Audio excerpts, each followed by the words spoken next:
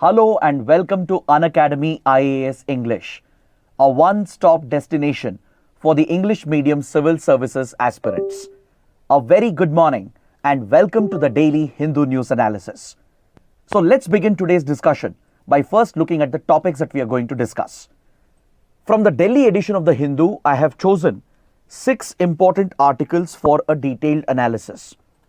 We have 2 articles which are very important for our mains exam and few small articles that are relevant for the prelims examination. So let's cover the entire newspaper as comprehensively as possible so that it would benefit you for both prelims and mains preparation. If you guys are liking our initiatives, do support us through your likes, through your comments, and without fail, subscribe to our channel. Before we start, I have a very important announcement. If you have noticed, on our Telegram channel, every day we share the Hindu analysis quiz immediately after the session ends on our YouTube channel. After we analyze the Hindu newspaper right here on our YouTube channel, we provide a quiz, a prelims quiz that will help you revise these articles. So I strongly urge you to join our Telegram channel as well. You can scan the QR code provided on the screen, or you can go to the description box of the video where we have given the link of our Telegram channel. So the quiz will essentially help you prepare for the upcoming prelims exam and also to revise all these articles that we have covered in the daily Hindu analysis. So with this, let's begin with the discussion by looking at this important column from page number 8. This article is written by R.K. Vij, a retired IPS officer. Through this column, R.K. Vij is exploring the changes that are being implemented with regard to India's criminal justice system. As you all know, the government of India has taken a major step to reform the criminal justice landscape in the country. In the previous term of the Modi government, the parliament enacted 3 landmark legislations which have replaced the colonial era criminal laws that existed. The Indian Penal Code, or IPC, the CRPC, the Code of Criminal Procedure, and the Indian Evidence Act. All these colonial era laws have been replaced by the new criminal legislations, which includes the Bharatiya Nyaya Sanhita, the Bharatiya Nagarik Suraksha Sanhita, and Bharatiya Sakshya Adhiniyam. These new laws have taken effect. They have come into force from the 1st of July 2024. That is from last week onwards. So this is going to bring a host of changes in our policing system with regard to registration of complaints, collection of evidence, and the overall functioning of the police force is going to change quite drastically as a result of the new laws that are being introduced. So the BPRD, the Bureau of Police Research and Development, which functions under the Ministry of Home Affairs, has already come out with training modules and guidelines in order to train the police officers across the country so that they are familiar with the new code, and because they would be the ones implementing the changes on the ground. So a new set of SOPs or standard operating procedures have been notified by the BPRD. It has also come out with training modules and guidelines through which the police officers across the country will be trained to implement the new criminal justice system in the country. So in this context, the article is bringing out some very important points regarding how policing is going to change in India. What changes can we anticipate as citizens? Because see, the police represents the last mile of the state. In our day-to-day life, one arm of the government that we all interact with almost on a regular basis happens to be the police. Every day you may not see a IAS officer or a IRS officer on the road, but you will definitely come across a police officer, a constable, or even a traffic police on the road. So the police represents in many ways the last mile of the state, which has the highest reach and the presence on the ground. And in a way, we are all going to experience these changes, right? Because victims of crime will go to police stations to register complaints. So there will be certain changes that are going to take place. When it comes to criminal investigation, arrest of the accused, when it comes to collection of evidence, documentation of the search and seizure, all these processes, they're all set to change because of the new criminal laws that have been introduced. So in this context, it becomes very important to familiarize ourselves with some of the changes at least. Because of course the criminal code, the 3 codes collectively, they are very massive in size. Even if I take a 24-hour class, we won't be able to complete the entire topic. But at least to get a basic insight, that would be very important for a civil service aspirant. Because the topic is relevant not just for polity and a GS paper 2, but it is very relevant for GS paper 3 as well, where we have internal security as part of our syllabus. So these changes in our policing system, in criminal investigation and in criminal justice system in general, it's going to be important and relevant for our exams. So this is actually a very beautiful, compiled article by R.K. Vij, which gives us the required updates, some key changes which are going to take place with regard to police and criminal investigation has been well compiled in this article. So let's take a quick look and a detailed look at this topic. So first of all, let's see what changes will happen when it comes to registration of FIRs. Because this is something that is going to affect almost all of us. At some point or the other, you might become a victim of a crime. You would like to go to the police station to register a complaint. If not you, maybe your family, your friends. So having this knowledge, this awareness could any day be beneficial, and especially as civil services aspirants, even this knowledge would be relevant for our exams as well. So let's see what changes will take place with regard to registration of a complaint. I'm sure many of you previously would have faced a lot of problems when it comes to registering a police complaint. If, let's say, you are a victim of a crime, unfortunately, and you approach the police to register a complaint, quite often you would have noticed that the police would turn away the complainant. They would say that the police station doesn't have jurisdiction over this case, and they would make you run around from one police station to another. I'm sure many of you would have experienced this, and if you have, please let me know in the comments. Going forward, this is not going to be possible. The new law, Bharatiya Nagarik Suraksha Sanhita, it mandates the police to register the complaint. They cannot refuse to register an FIR. See, previously also under the IPC and CRPC, we had a provision called zero FIR. Zero FIR is a very key terminology with regard to criminal justice. This provision existed even before. But problem was under IPC and CRPC, zero FIR was not explicitly mentioned. Now what is zero FIR? Zero FIR essentially means that, let's say, a certain crime has occurred in one jurisdiction of one police station. But the victim, for various reasons, has not been able to register the complaint in that police station where the crime had occurred in that particular jurisdiction. The victim might go to another police station, or victims may not know where exactly the jurisdiction lies of a police station, so they might approach another police station asking the police to register a complaint. So under zero FIR, irrespective of the jurisdiction, the police are mandated to register complaints, and later they will transfer the case to the concerned police station. So this provision is called zero FIR. It existed previously as well. Even under IPC, CRPC, zero FIR was available, but it was not explicitly mentioned in the law. So as a result, the police would often turn away the victims. They would make them run around from one police station to another, and thus it would derail justice. But now it has been legally mandated through the new criminal laws that are being enforced. The Bharatiya Nagarik Suraksha Sanhita clearly directs the police officer to register a complaint irrespective of the jurisdiction of the crime where it has occurred. Whether the concerned police station has jurisdiction over the area where the crime occurred or not, doesn't matter. The police officer would be obligated legally to register a zero FIR and then transfer the case to the concerned police station. So this will significantly improve the interface between the victims, the citizens, and the police. All right? If there is any officer who violates the provision, they can attract penal provisions as well. They can be punished by the authorities. So this is one significant change that has been implemented. Next, by what means can you register your complaint? Previously, you could register a complaint orally or in writing.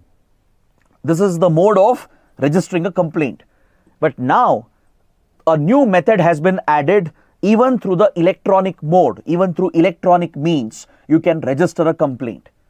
There are various official digital platforms of the police and investigating agencies where you can register a complaint, and it has to be registered and accepted by the police. For example, you have the CCTNS portal, the Crime and Criminal Tracking Network System. This is a major IT reform that was introduced in our policing system following the Mumbai attacks. After the 26/11 Mumbai terrorist attacks, the then Manmohan Singh government initiated a major security reform which was to interlink the police networks and police stations. So this massive IT project was taken up to interconnect the police databases, to interconnect police stations across states, across jurisdictions. So on the CCTNS portal, you can send in an electronic complaint. Similarly, the official mail IDs of the concerned police agencies and police officers, and even the official websites of the concerned police organizations, even here complaints can be registered by the victims. So all these complaints received through electronic methods should also be registered as an FIR, as the first information report, which will then trigger the sequence of investigation. So these are the major changes that are all set to take place with regard to registration of complaints. Now, let's talk about collection of evidence and videography. In policing and in criminal investigation, videography plays a very big role, a very important role. It helps in maintaining the sanctity of the investigation. It ensures that no one can tamper with the evidence. So as a result, videography plays a critical role as far as investigation is concerned. In fact, the evolution of digital cameras and the adoption of electronic devices and computing technology was a revolutionary reform that happened in the policing system, right? So when it comes to, let's say, a crime scene is very well documented by the police. Whenever a crime occurs, right, along with the investigating team, which is headed by an investigating officer or the IO, they even take a forensic team with them, which comprises of a photographer and a videographer. So they collect photographic and videographic evidence in order to document the crime scene, so that at a later date, the evidence can't be tampered with. Similarly, when, let's say, police conduct a search or a raid, there is an accompanying photographer and a videographer who documents the entire proceedings. This again ensures that the police don't abuse or misuse the powers that they have. It ensures that the evidence which is required for the investigation is correctly documented as well. So throughout the process of investigation, be it for searching evidence, documenting evidence, or even for search, seizure and raid of property, videography plays a very important role, and now this has been codified under the law. The Bharatiya Nagarik Suraksha Sanhita, which replaced the CRPC, mandates videography during a search operation by the police. The scene of crime will also be documented through videography. Now it's a legal mandate under section 176, and even the search of any property, seizure of any property, which is part of an investigation, will be documented through videography.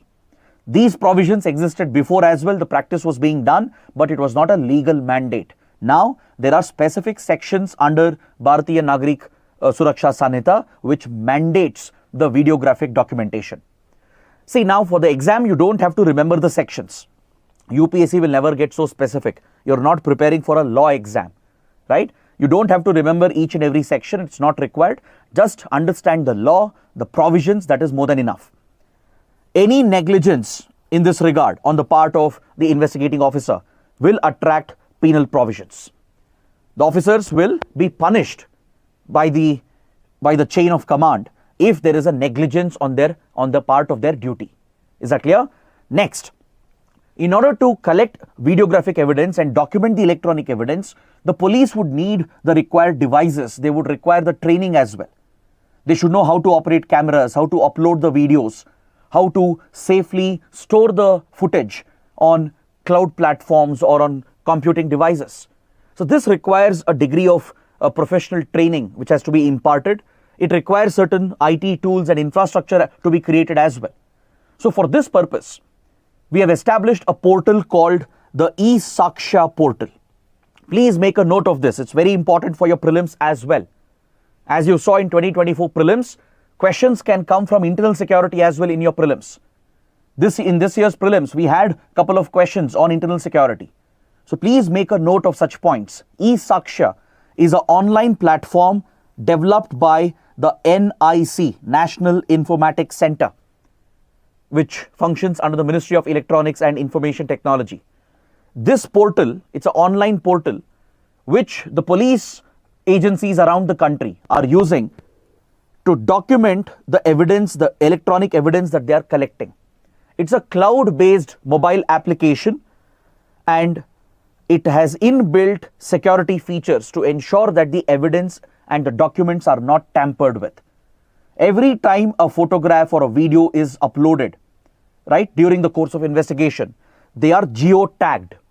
The location where the photograph and the video was taken is captured and it is attached to the file. The timestamps are accurately recorded and this cannot be changed. Even from the back end, the location, the geo-tagging and the timestamp cannot be changed. And this is extremely critical to maintain the integrity of the investigation. During the course of the investigation, no one can tamper with the location where the evidence was collected and the timestamp during which the photos and videos were documented. So is that clear? So that is the feature of eSaksha portal, which was developed under the Interoperable Criminal Justice System Initiative, ICJS. This is another major security reform initiative because this platform will be accessible to multiple investigating agencies. Let's say there is a case being investigated in Karnataka by Karnataka Police. The documents can be accessed by Maharashtra Police as well, by CBI, by National Investigation Agency, even by the judiciary, even by the prosecution. So this will enable the entire criminal justice system to have access to the records and the evidence which has been documented.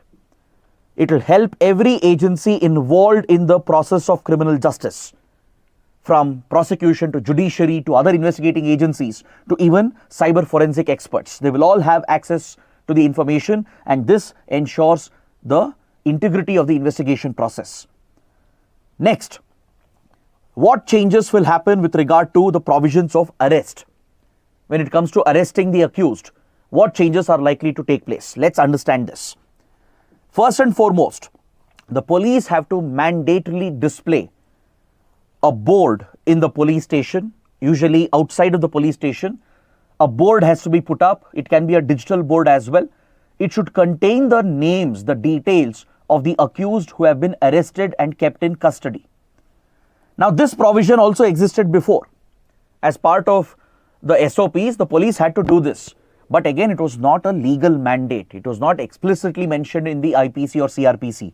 Now, the new criminal laws are mandating this. Now, why is this important? I'll explain. See, quite often the police are known, especially some rogue police officers, they are known to carry out illegal arrests. They are known to illegally detain certain people and later that could lead to the violation of their human rights. Many times the police don't even report the arrest, right? They don't present the arrested accused in front of the magistrate. They don't follow the due process. In many cases, this has led to torture within the custody, including death of the accused in the custody. So this leads to grave violation of human rights and it represents a case of abuse of police power. So to prevent this from happening and to bring in transparency here, the police are mandated to display the names of the accused in front of the police station. In a police station, let's say there are 2-3 accused who have been arrested in order to facilitate the investigation. Then the police have to put up their name, their address and the offense for which they have been arrested. So that if the family, friends of the accused, if they are searching for the accused after their arrest, if they don't know that the person has been arrested, and if they approach the police station, they can see the details over there. So they know for sure that their friend or relative has been arrested, they have been held in the police custody, which means they can bring in the legal support necessary. The lawyers who represent the accused, right, will also have a clarity that the arrested person is held in this police station. So this will prevent any cases of custodial torture, illegal detention, illegal arrest. So now it's made as a legal mandate to display the details of the arrested individuals, and the data has to be present in front of the police station. Next, on the grounds of humanitarian rights, when it comes to the arrest of the sick, the elderly, the senior citizens, or those who are disabled, or those who are essentially frail, fragile, there are few restrictions which have been imposed through the new criminal laws. Is that clear? Let's say the accused is above 60 years. Obviously, you have to show some consideration for the age of the elderly person. Or let's say the accused is suffering from a life-threatening condition, or the accused is disabled and they need certain special support in order to ensure that they lead a basic life, at least in jail. So to ensure that the basic decency is followed on humanitarian grounds, new restrictions have been brought in when it comes to the arrest of frail, the sick, and the elderly. So if any such accused have to be arrested, then the permission has to be taken not below, from a police officer, not below the rank of DYSP. So a police officer of a rank of DYSP and above, they have to approve the arrest of a senior citizen or a frail person or a sick person. Is that clear? A SI or an investigating officer or a constable can't go and arrest them. The permission has to be taken from a police officer of a higher rank, someone who is not below the rank of DYSP. Understood? So this will be strictly implemented. And even with regard to using of handcuffs, you might have seen that the arrested accused, they are often placed under handcuffs. Handcuffing again is quite controversial. Here the Supreme Court has laid down a guideline. The Supreme Court has stated that using handcuffs is justified, but only when there is a possibility of the accused escaping from police custody, or only when the accused is posing a threat to himself or herself or to others. Let's say the accused is a dangerous criminal, right? Or let's say the accused might commit a suicide or might cause self-harm, or the accused might make an attempt to run, to flee from police custody. Only when such suspicion or doubts exist, only in such cases the IOs are asked by the courts to use the handcuffs, or otherwise in general IOs are not supposed to use handcuffs in a regular situation. So the law places these restrictions. It allows the usage of handcuffs only when it is necessary as a last resort. Otherwise, handcuffing is not mandatory, it is not necessary. Next, what about the timelines of investigation, at least with regard to some important cases? Let's look at rape cases and cases involving sexual exploitation, molestation, and especially sexual abuse of minor children. So there are certain timelines that have been brought in through the new criminal laws. For example, medical examination of a rape victim. In many cases, medical examination has been delayed. The registered medical practitioner who's supposed to provide the medical report to the investigating officer, they have often delayed the reports. There have been cases where the accused have either threatened the medical officer or bribed the medical officer to manipulate the medical report as well. So to prevent such developments, a strict timeline has been placed, a timeline of 7 days within which the medical report that contains the details of the medical examination of a rape victim should be submitted by the medical practitioner to the investigating officer. And further, the IO will submit this report to the magistrate. The concerned magistrate will receive this report from the investigating officer. So this provides for protecting the sanctity of the investigation, and it helps in speeding up the investigation of such heinous crimes. When it comes to investigation of POCSO cases, POCSO is a very important law, Protection of Children from Sexual Offences Act. It protects minor children against sexual offences. So, when investigating POCSO cases, there is a timeline which has been set. Investigation should be completed within 2 months. This timeline earlier existed only for rape cases. Under the previous law, under the IPC, the timeline of completing the investigation within 2 months existed only for rape cases. but now it has been expanded to cover all sexual offences against minor children and when the cases are registered under POCSO. So this means that the doctors will also have to be sensitized about the new changes in the law. Along with training our police officers, right? Registered medical practitioners who are approached by the IOs for medical examination of a rape victim, right? Medical examination of the accused is also conducted in a rape case. So the concerned doctors will also have to be sensitized. They will also have to go through a training to understand the new provisions and the new deadlines which have been placed, right? Similarly, the forensic teams, even they have to update themselves. So this is a very holistic exercise which is being undertaken under the guidance of the Ministry of Home Affairs, Bureau of Police Research and Development, and the concerned state police organizations. Next, what about the electronic devices or electronic evidence that is seized? In today's digital era, almost every individual will have a mobile phone or a laptop or a computer or some electronic device. So the police, during the course of investigation, they seize the electronic devices, right? The accused might be using the mobile phone or any electronic device which could aid in the investigation, or even the electronic devices of the victim could be helpful in an investigation. So the police, when they seize the electronic devices, they have to follow certain protocols, because on your personal electronic devices there is personal data. This is about your data privacy, right? So to ensure that data privacy is balanced with the need for swift investigation, a few new restrictions have been brought in. The police have new obligations on them to ensure that they don't unnecessarily seize electronic devices or misuse the private data of the accused.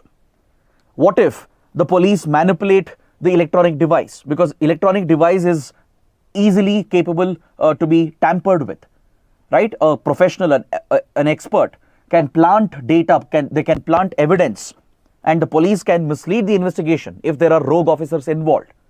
So to prevent any such tampering of electronic devices, and also to ensure that the privacy of the accused is protected to the extent that is needed, new restrictions have been brought in with regard to custody of an electronic device.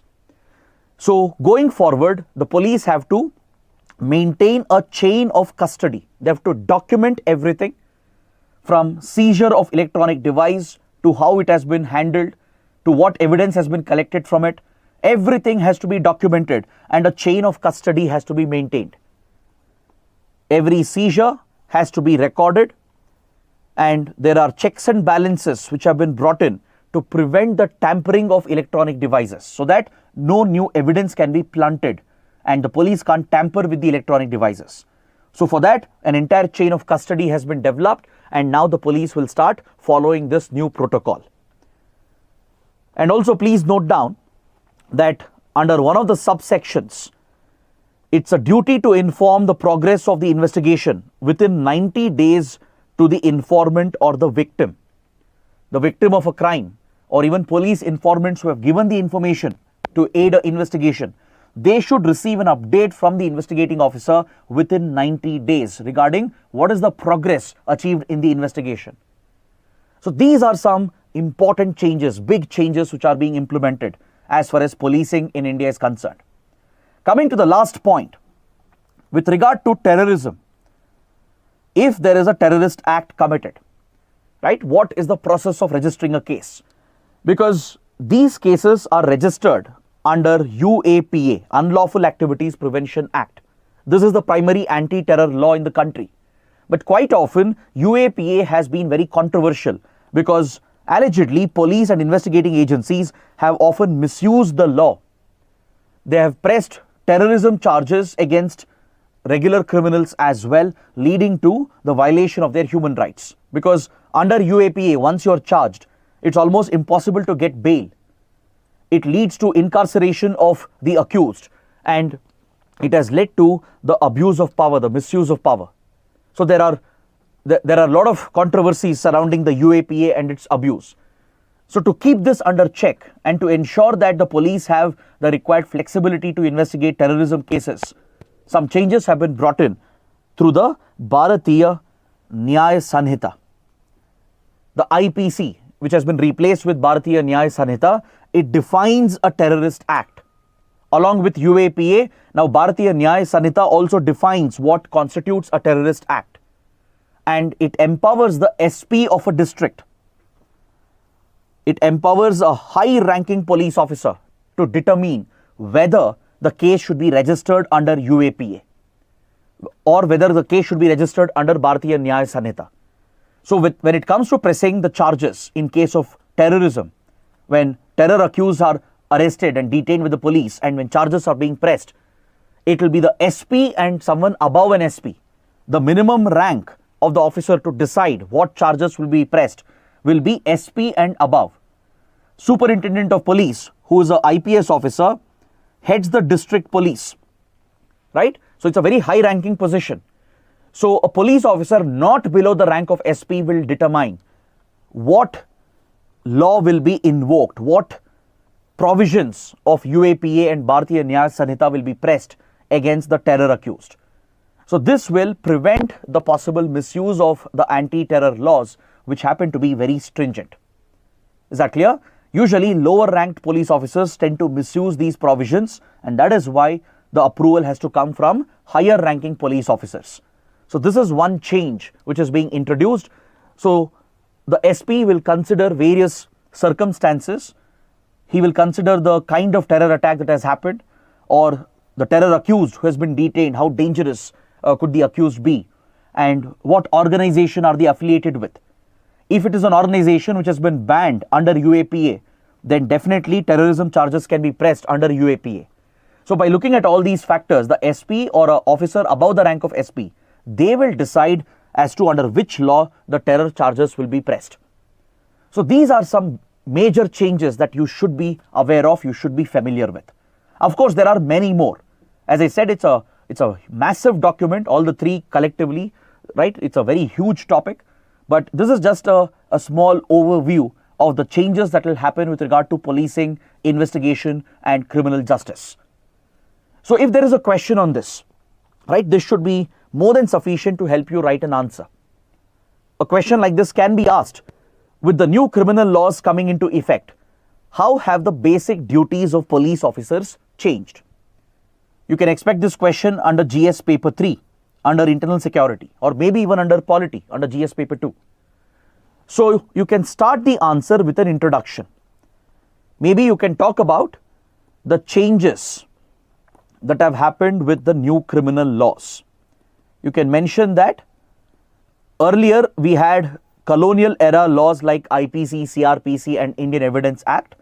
Now they have been replaced with the new criminal laws, Bharatiya Nyaya Sanhita, the Bharatiya Sakshya Adhiniyam and Nagarik Suraksha Sanhita. These new laws have replaced the colonial era laws, thus leading to a major reform in our criminal justice system. So just 2 lines about the changes that have happened, and a mention that it has come into effect from 1st July 2024. This can be a good introduction because you're setting the context. The question is talking about the new criminal laws coming into effect. So you can set the context by mentioning that the colonial era laws have now been replaced. This leads to a major reform of our criminal justice system, and the new laws have taken effect from 1st July 2024. You can also mention that this will necessitate changes in policing, changes in investigation. In the introduction, you can mention that the SOPs are being changed for police officers, right? Even doctors, cyber forensic experts and forensic professionals, they will also have to undergo fresh training and update the manuals and the guidelines and the SOPs. So BPRD, Bureau of Police Research and Development, has already brought out the training modules and guidelines and SOPs, and as a result, policing is going to change in the country. The process of investigation is going to change in the country. So this is what you can mention in the introduction. This is basically setting the context for your answer. Next, in the body, maybe select 4 to 5 major changes which we discussed, and in a point-wise format, discuss each one of them. Maybe start with FIR, what changes will happen with FIR and how will the duties of a police officer change. Talk about the provisions related to arrest, provisions related to handcuffing, provisions related to videography, provisions related to evidence collection, documentation, and electronic evidence collection, etc. So 4-5 points should be more than enough. Just explain that in detail as we discussed. You can use regular statements. You don't have to get very technical or legal, right? You can use very simple language to explain the changes that are happening and how this will affect the functioning of a police officer. And finally, conclude your answer. In the conclusion, you should welcome these reforms, right? Or if you are aware of any criticism, maybe you can add in the criticism as well. Maybe you can point out the argument against some of the changes or how the changes are not sufficient, right? For example, videography alone will not ensure the integrity of the investigation process, or the checks and balances are not sufficient enough, right? You can bring in the counter argument as well, and you can definitely talk about the welcome reforms, but you can say that much more needs to be done to improve the efficiency of our policing system and to sensitize our police forces, right? So you can choose how you would like to end this answer, either on a complete positive note or a more balanced opinion where you praise the reforms, you welcome the changes that are happening, but you point out the criticism as well. So even that can be a very good conclusion. So that is how you build a good answer, an answer which has the required points, which has logical flow of thought, and it will do justice to all the given pointers in the question, right? So that is how you can get good marks in the mains. Now let's move on to another important column. On page number 6, we have this article, and on page 14, we also have a related article. This column here deals with the developments related to Philippines, which is an important Southeast Asian country. Philippines, as you know, is locked in a state of friction with China. China and Philippines have a lot of tensions going on between them. There has been a lot of exchange of aggression between China and Philippines, and the United States also plays a role between China and Philippines. Even other countries like India, Japan, and others are also playing a role as far as the China-Philippines tensions are concerned. So it's important to understand what's happening with Philippines, what is happening in the region, what interest does India have in the region, what is US doing over here. So let's understand this comprehensively, because recently our relations with Philippines has really been elevated. If you know, India has exported the BrahMos cruise missile to Philippines to strengthen the defensive power of Philippines against any aggression from China. So India's export of the BrahMos marks a major step. It's a major elevation of our strategic defense relations. So in this context, let's understand the entire issue between China and Philippines. So here you're looking at the map of Southeast Asia, East Asia region, and you can see the South China Sea, which has been clearly depicted over here. The South China Sea lies at the very heart of Southeast and East Asia, and as you can see, Philippines over here, this island country from Southeast Asia, happens to be one of the major countries located here in the region. But China has unilaterally claimed most of the exclusive economic zone in South China Sea to itself. It has ignored the established international norms under the UN clause, the UN Convention on Law of the Sea, which defines the maritime boundaries. But China has ignored and violated the UN clause provisions, and it has drawn this U-shaped line called the 9-dash line. It has drawn this imaginary line over here, which you can see. It has drawn a U-shaped line called the 9-dash line based on its historical claims in the region, based on its ancient medieval Chinese empires which ruled and dominated these areas. Modern day China, that is the PRC, which is a communist authoritarian government, it has tried expanding its territory and its territorial claims in the maritime domain by trying to capture the EEZ, of other countries as well. Because if you go as per the UN clause provisions, part of South China Sea's exclusive economic zone should belong to other Southeast Asian countries as well, like Vietnam, Indonesia, Malaysia, Brunei, and Philippines. Even they have a legitimate claim. But China is ignoring the claims of the other countries and unilaterally claiming most of the EEZ to itself. Because within the exclusive economic zone, whatever resources are present, it could be hydrocarbon reserves or minerals or fisheries, all these resources, economic resources, belong to that country. So China is eyeing the resources of South China Sea, and also if you look at the map, you can realize the strategic location of South China Sea. It basically connects the Indian Ocean with the Pacific. So it's an important shipping route. It's one of the critical sea lanes of communication. So large part of the global trade, including oil trade, passes through South China Sea, which connects the Indian Ocean and the Pacific. So as far as the Indo-Pacific geopolitics are concerned, South China Sea lies at the very heart of the Indo-Pacific. And in this region, China has picked multiple maritime disputes with Vietnam over the Paracel group of islands that you can see over here. So China, Vietnam have a standing dispute with regard to Paracel Islands and its ownership. Similarly, China has a dispute with Indonesia as well. You have the Natuna Islands, which should belong to Indonesia as part of the Spratly group of islands, but China is claiming this entire region to itself. So even Brunei and Malaysia become claimants of the EEZ present over here, which is being claimed by China. But one of the major disputes here happens to be with Philippines. As part of the Spratly group of islands, there are few small islets and shoals which should actually belong to Philippines as per the UN clause provisions. But China is claiming them entirely. You might have heard about Mischief Reef. You might have heard about the Scarborough Shoal. These are important locations which are in the news as well. You might have heard about the first and second Thomas Shoal. All these are small islets which are part of the Spratly group located in South China Sea.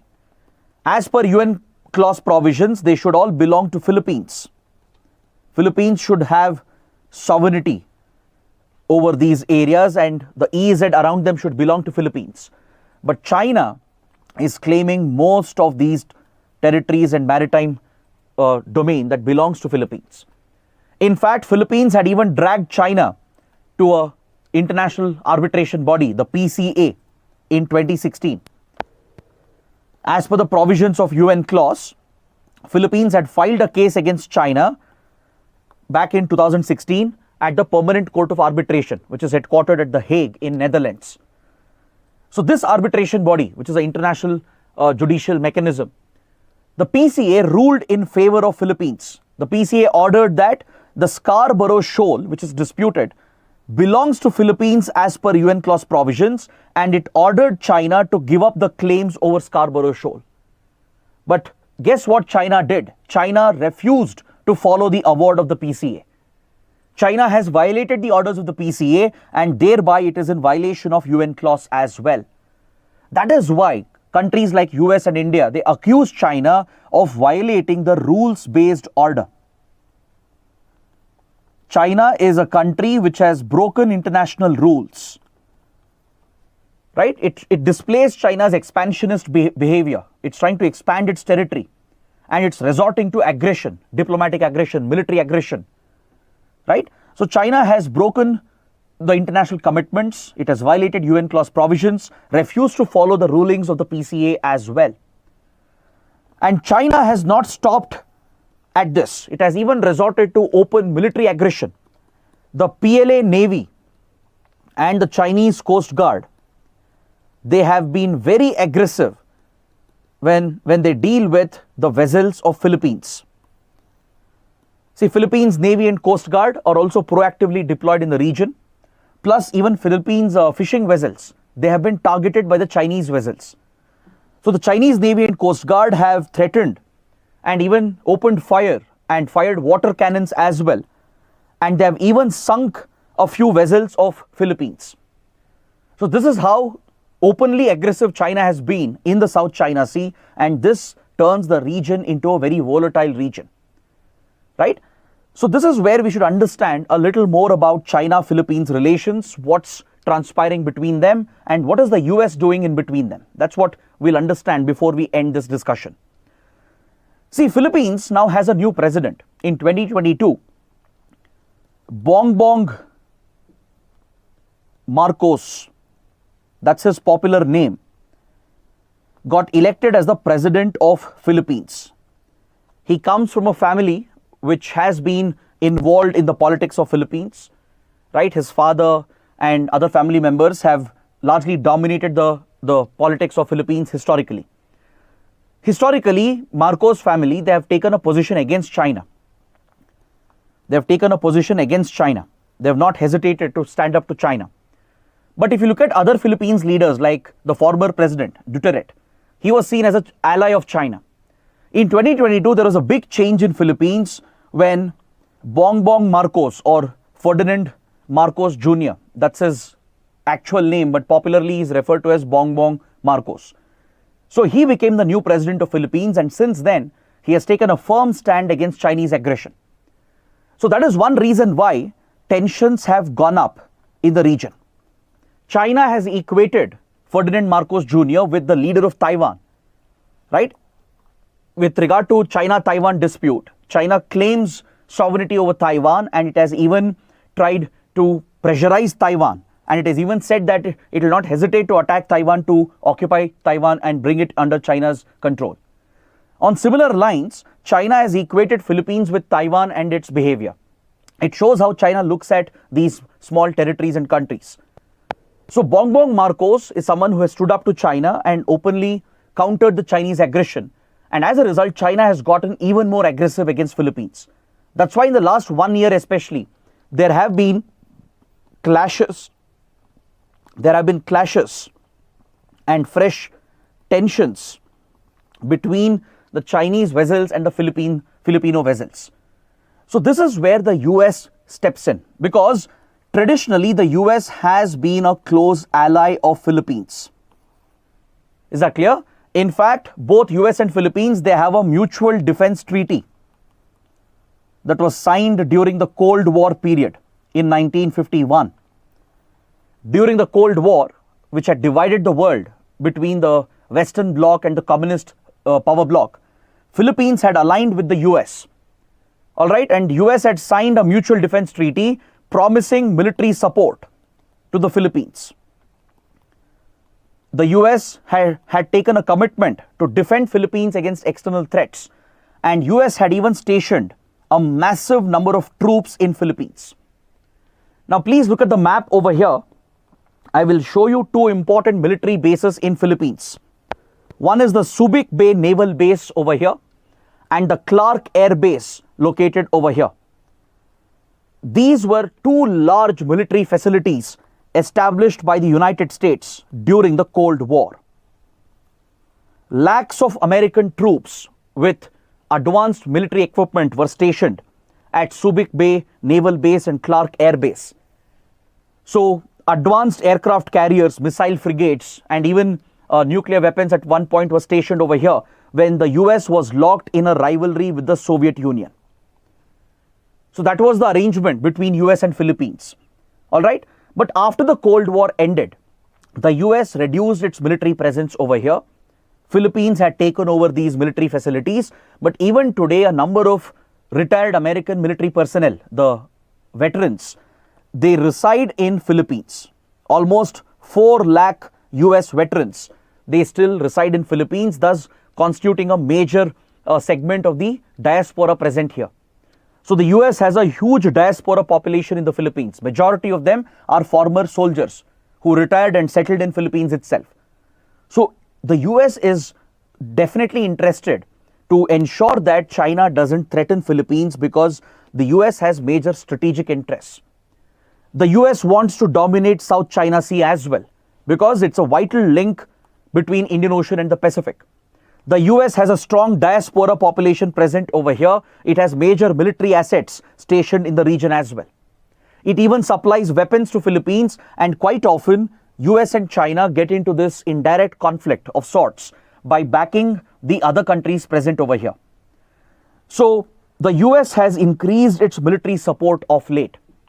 It has started to restation military equipment at Subic Naval Base and Clark Air Base. Philippines also has announced new port facilities and naval base facilities where the US is going to play a critical role in order to strengthen the military power of Philippines. So this is where India comes into the equation.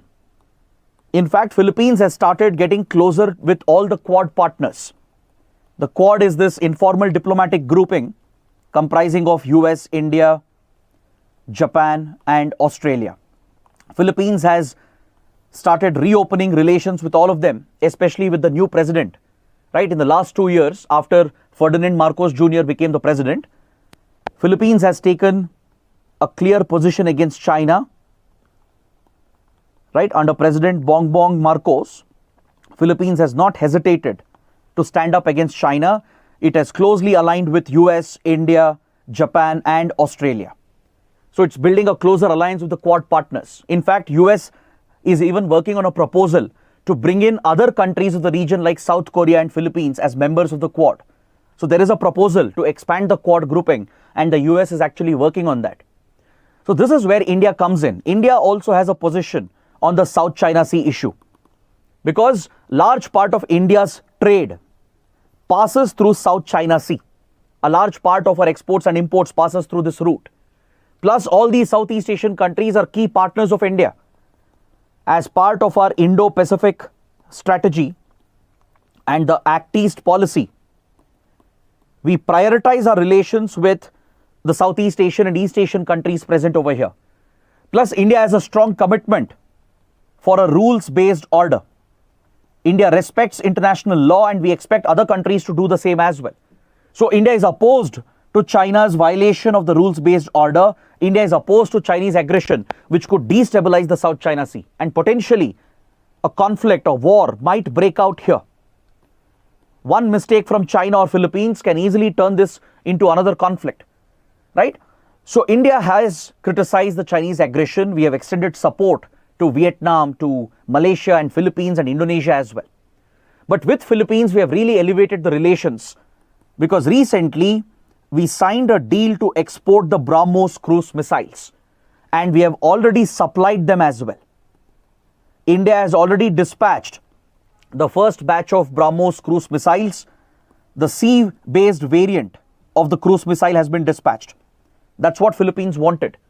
So this in a way guarantees deterrence for Philippines because the BrahMos is one of the fastest cruise missiles in the world. It's known for its accuracy and it can be used to target ships and even to attack land-based or shore-based targets. So Philippines Navy has been empowered with the Indian BrahMos and this is a major development. If China can arm Pakistan in our own neighborhood, right? Now India is doing the same. India is arming other countries like Philippines in China's neighborhood because South China Sea is the neighborhood of China, the backyard of China. So that is how India-Philippine relations have developed. Japan as well is not far behind. Japan also has similar concerns about Chinese aggression. In fact, Japan and China have a major dispute in East China Sea. Can you find out which is the disputed island? That's a small exercise for you, a small assignment. Please find out the name of the disputed island between China and Japan, which is located in the East China Sea. Mention that in the comments below.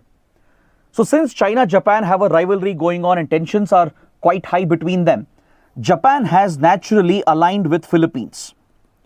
So that is the article we have here on page 14. In today's newspaper, we have one more article related to Philippines. Japan and Philippines have signed a security agreement. They have signed the Reciprocal Access Agreement. Japan and Philippines have signed the Reciprocal Access Agreement. This will allow the armed forces of both the countries to use the military bases of the other. It will basically provide for logistical support. It will also allow the stationing of troops. It will also allow for joint drills and joint exercises between the Japanese self-defense forces and the armed forces of Philippines. In fact, Japan has already provided a lot of funding to strengthen the Coast Guard and the Navy of Philippines. Through its ODA program, through its Overseas or Official Development Assistance Program, Japan provides concessional funding to many countries. Even India is a recipient. Even India benefits from Japan's ODA program, which is largely invested in our infrastructure sector and socio-economic development. But these concessional loans given to Philippines are in the defense sector, which has been used to modernize the Philippines Navy and Coast Guard. So Japan has been strengthening its defense relations, and now they have signed a security agreement which provides for reciprocal access to their armed forces.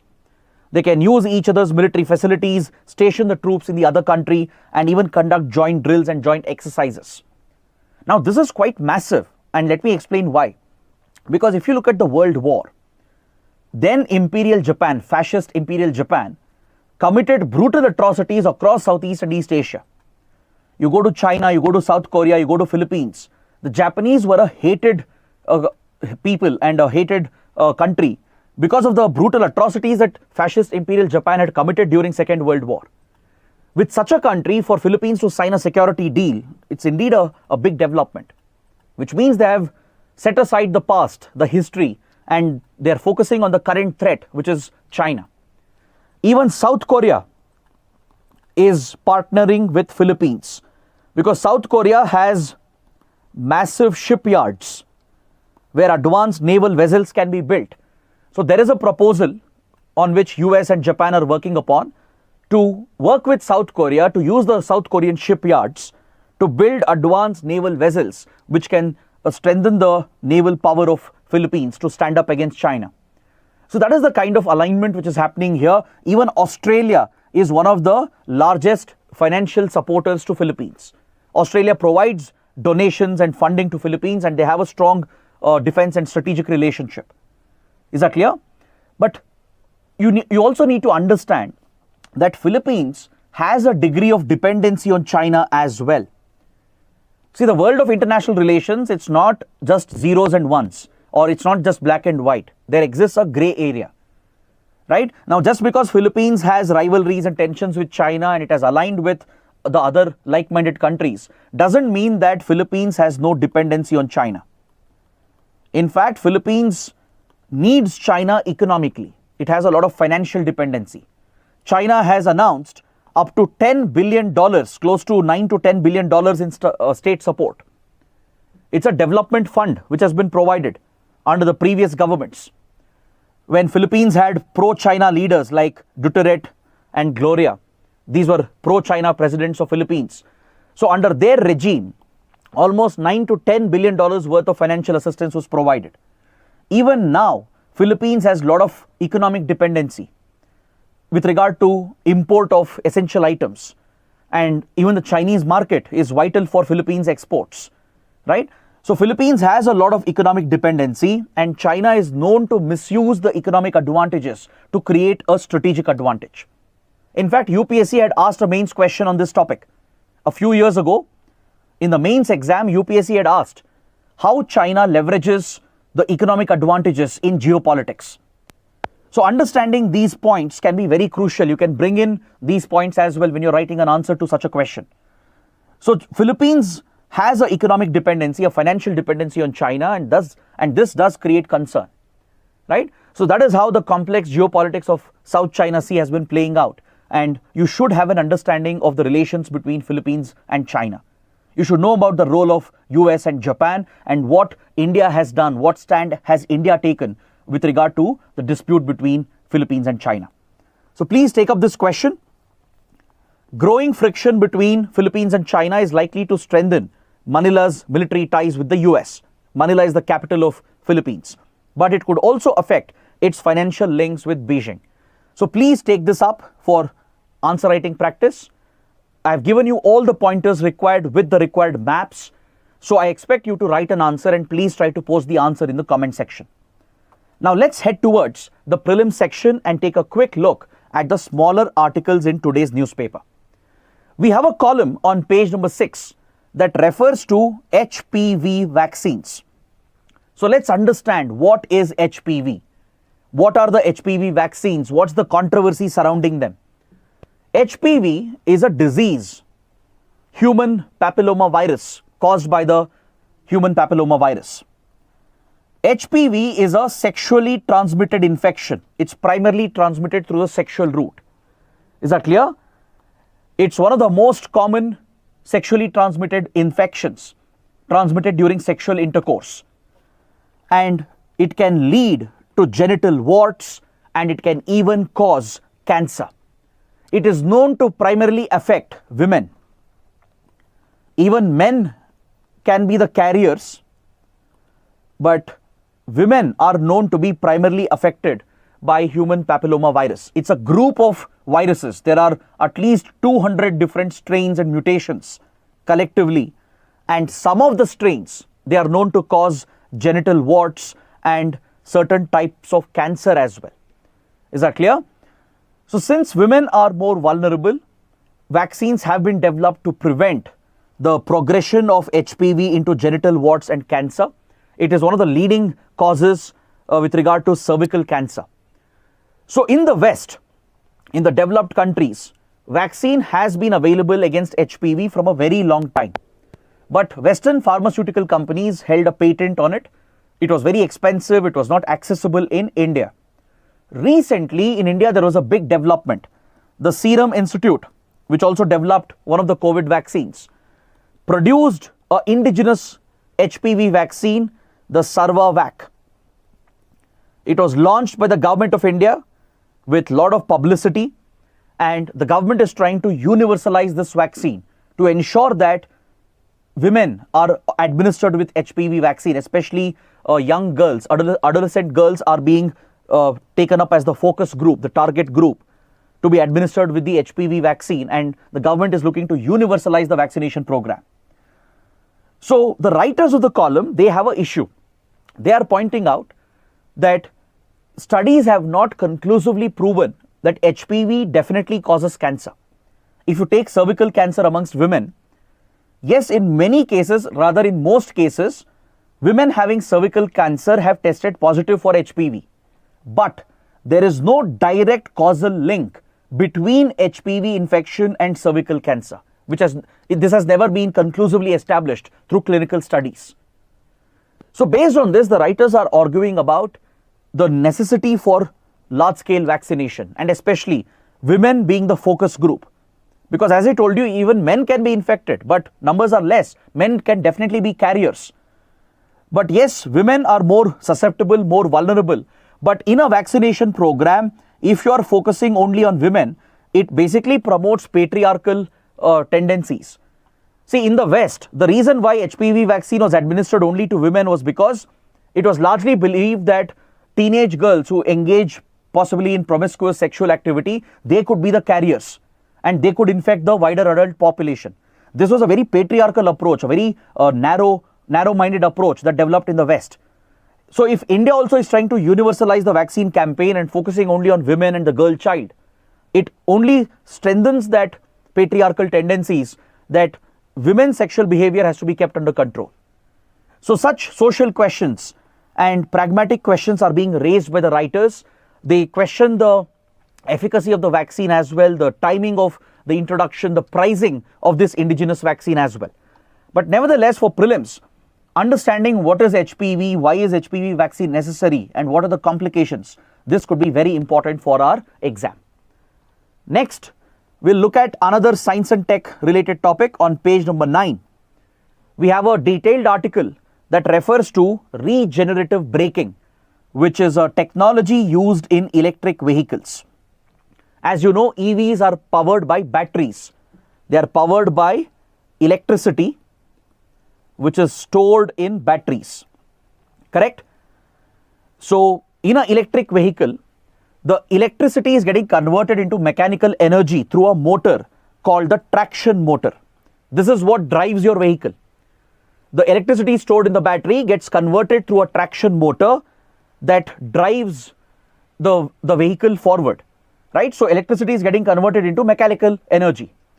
So when the vehicle is in motion, right, and you apply the brakes, when you apply the brakes, there is a certain energy which can be potentially exploited.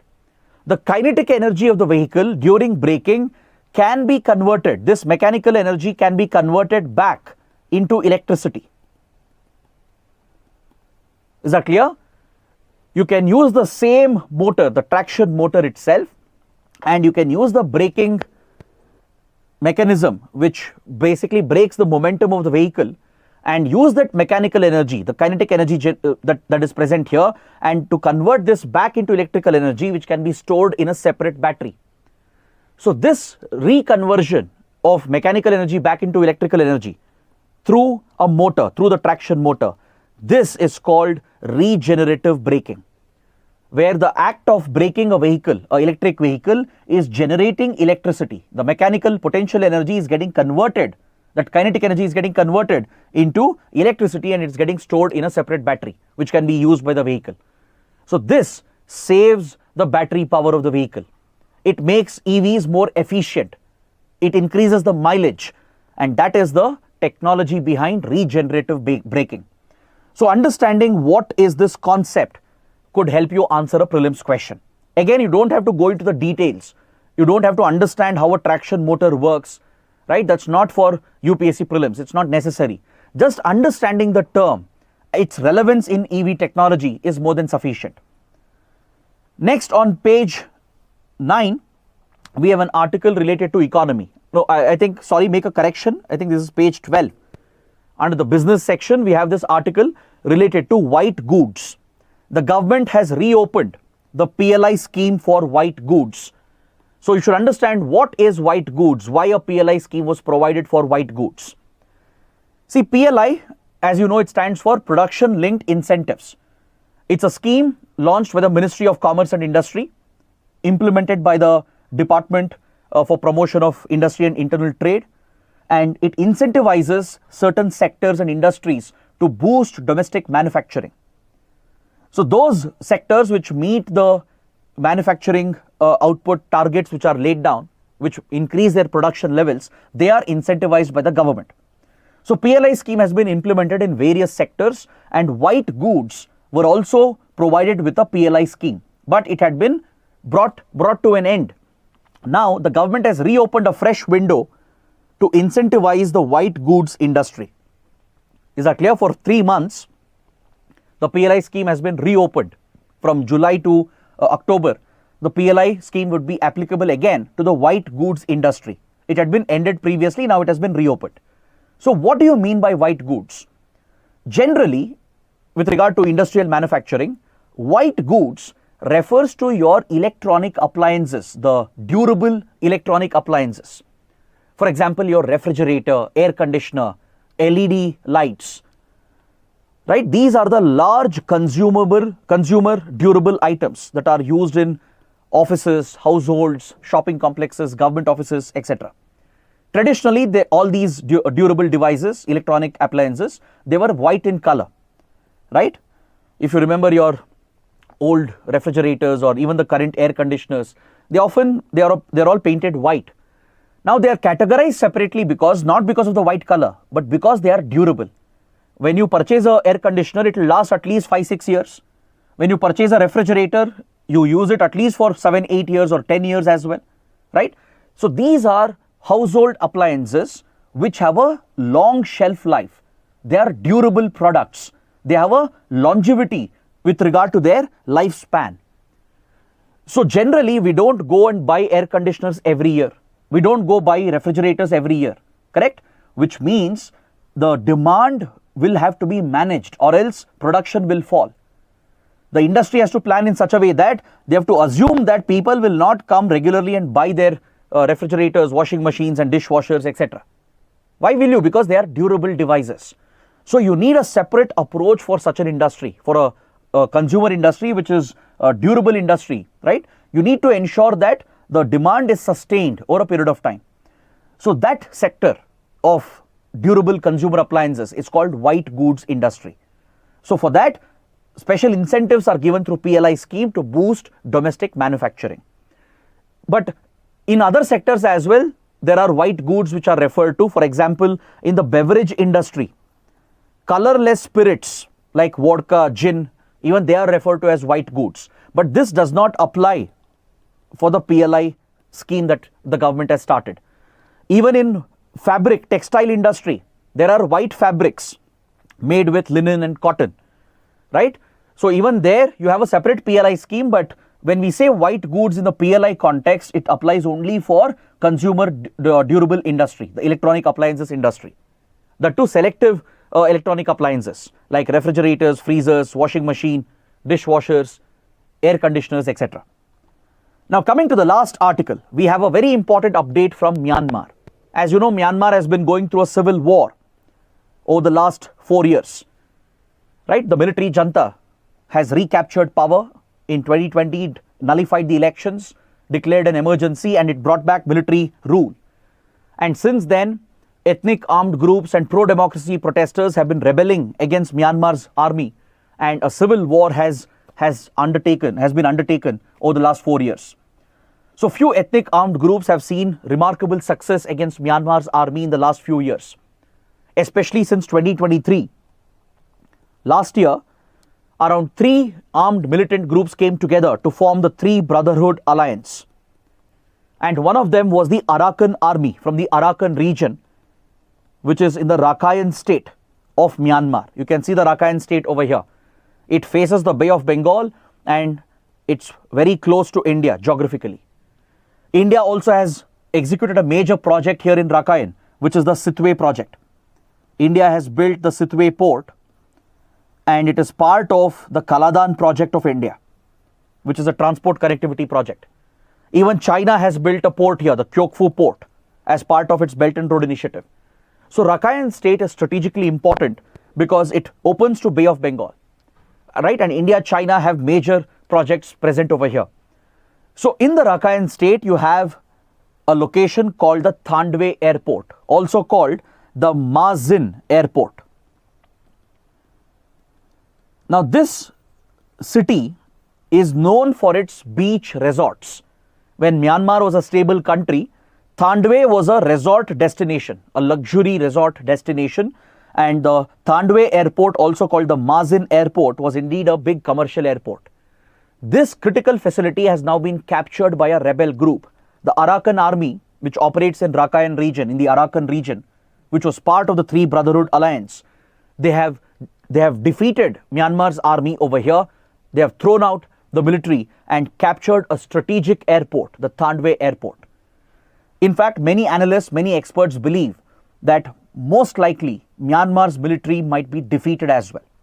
There is a likelihood that Myanmar's military might be pushed out by the rebel groups, or if not, at least a situation might develop where armed groups, ethnic groups will control large parts of the country, with the control of the army being restricted only to certain cities.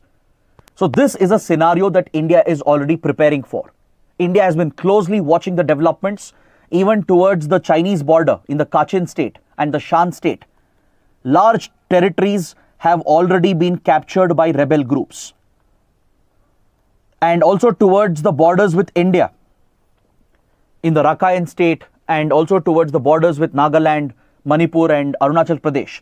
In those border regions as well, a lot of territory has been captured by the ethnic armed groups, and India is preparing for any eventual development because our relations, it's largely with the Myanmar government, which is nothing but the Myanmar army. We have historically enjoyed good relations with the military junta.